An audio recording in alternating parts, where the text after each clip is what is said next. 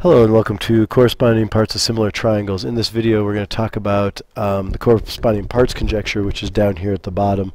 And basically what you got to understand is this is kind of similar to the CP/CTC that you guys have done, but now we're going to be talking about it in terms of proportional parts. And when we are dealing with this, we need to know what the definitions of an angle bisector. Remember, an angle bisector cuts an angle into two equal pieces.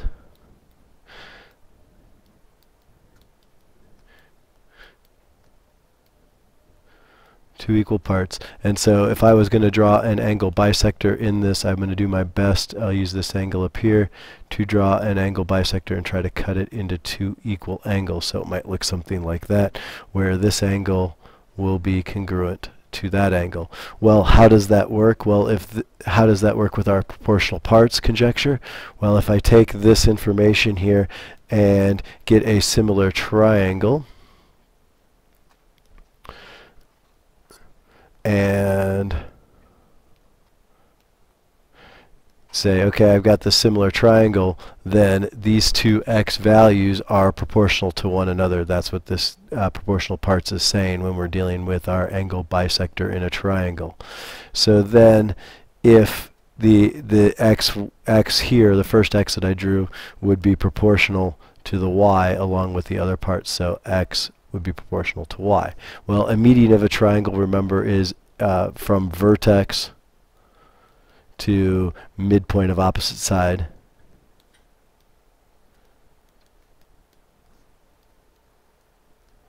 And so if I was going to draw a, let's see if I can do this real quick.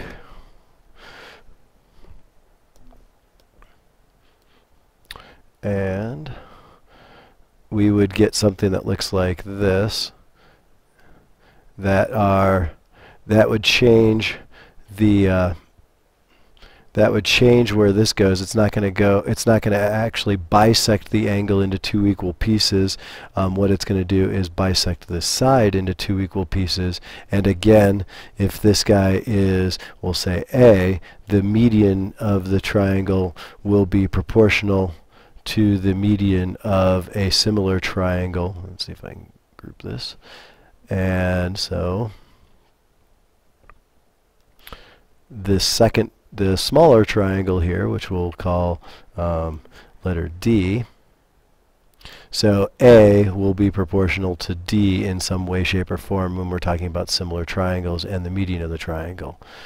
The altitude of the triangle goes from the vertex to opposite side at a 90-degree angle. It's also known as the height of the triangle. And so if I was going to draw one of those, we'll try to move these guys over here for the median. So I lost my D. And those guys would be proportional. And same deal with the top up here. We'll put the angle bisector so I have a little more room. We'll call that Y. So x over y. And then the altitude of the triangle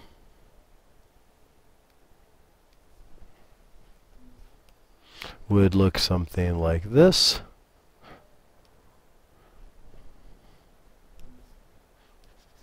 And the altitude of the triangle goes from vertex to the opposite side at a 90-degree angle. So you can see that it doesn't bisect the angle, it doesn't bisect the side, it just meets the side at a 90-degree angle. So if I was to call this letter C over here, then it will be, according to our proportional parts conjecture, then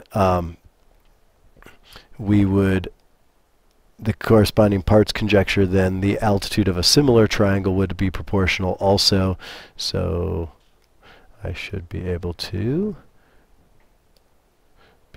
get a, where's it going here? Oh, it's pasted on top.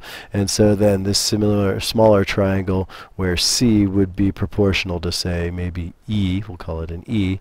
So C will be proportional to E, and so that's where the altitudes, the medians, and the angle bisectors are proportional in length to the same thing. So make sure that you get these guys down. We will talk more about this in class, and if you have any questions, please come to class prepared to ask them.